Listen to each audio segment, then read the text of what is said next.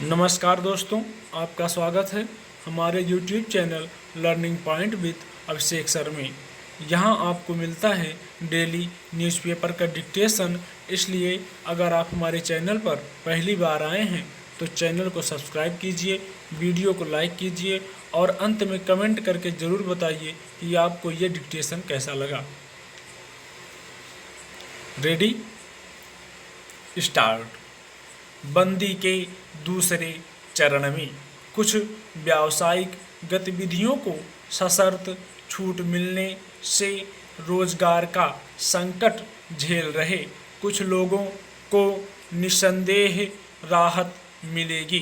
पूर्णबंदी की अवधि 15 अप्रैल तक थी, पर कोरोना के बढ़ते संक्रमण को देखते हुए लगभग सभी राज्य सरकारों ने इसे और आगे बढ़ाने की मांग की थी। कुछ सरकारों ने केंद्र के फैसले से पहले ही बंदी को आगे बढ़ा दिया था। इसे देखते हुए केंद्र सरकार ने इस अवधि को 3 मई तक विस्तार दे दिया। ऐसे में एक बार फिर रोजगार और अर्थव्यवस्था पर पड़ने वाली मार को लेकर गंभीर चिंता जताई जाने लगी। बंदी की सबसे अधिक मार दिहाड़ी श्रमिकों और छोटे मोटे काम करके गुजारा करने वालों पर पड़ रही है। हालांकि सरकारें इस अवधि में उन्हें वित्तीय और भोजन संबंधी मदद मुहैया करा रही हैं, पर वह पूरी नहीं पड़ रही। इससे राज्य सरकारों पर वित्तीय बोझ भी काफ़ी बढ़ गया है। ऐसे में कुछ सेवाओं में कामकाजी गतिविधियां शुरू करने पर विचार किया गया और अधिक प्रभावित तथा नियंत्रित क्षेत्रों को छोड़कर बाकी क्षेत्रों में इन्हें सख्त निगरानी में शुरू करने का फैसला किया गया। जाहिर है इससे कई परेशानियां कुछ कम होंगी और बहुत सारे लोगों की आजीविका के बंद स्रोत खुलेंगे। अगले हफ्ते से किराना, फल, सब्जी, दूध वगैरह की दुकानें खोलने के अलावा बिजली का काम करने वालों, नल ठीक करने और बढ़ईगीरी करने वालों को अपनी सेवाएं देने की छूट होगी।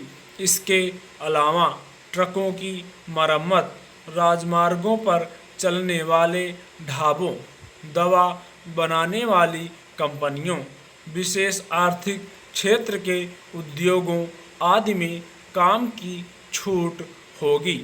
खेती किसानी और कृषि उत्पाद आपूर्ति श्रृंखला में लगे लोगों को भी काम पर लौटने दिया जाएगा। पहले ही कुछ सरकारें मनरेगा जैसी कुछ योजनाओं में मजदूरों को काम करने की छूट दे चुकी हैं। इस तरह श्रमिकों का एक बड़ा हिस्सा अपने काम पर लौट सकेगा और कई उद्योगों का रुका हुआ पहिया चल पड़ेगा। हालांकि इस छूट के साथ सख्त हिदायत है कि सुरक्षित दूरी के मामले में किसी तरह की लापरवाही बर्दाश्त नहीं की जाएगी। अंतर्राज्यीय और अंतर्जिला आवागमन रुका रहेगा। अगर कहीं संक्रमण के मामले पाए जाते हैं या नियमों के पालन में लापरवाही देखी जाती है तो वहां से छूट हटा ली जाएगी।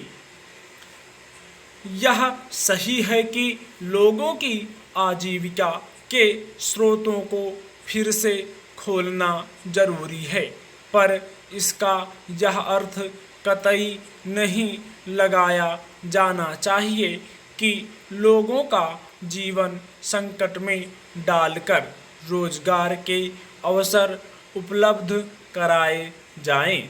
इसलिए उद्यमों और आम नागरिकों से यह अपेक्षा स्वाभाविक है कि वे सुरक्षा संबंधी नियमों का पालन करते हुए ही अपनी गतिविधियां चलाएं।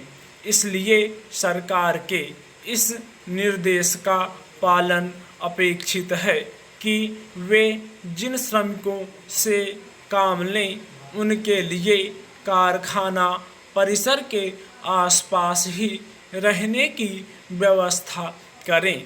भीड़ भाड़ की स्थिति कतई पैदा ना करें। दुनिया के तमाम देशों के अनुभवों से जाहिर है कि जहां सामाजिक दूरी बनाने में लापरवाही बरती गई वहां कोरोना का संक्रमण तेजी से फैला। स्टॉप।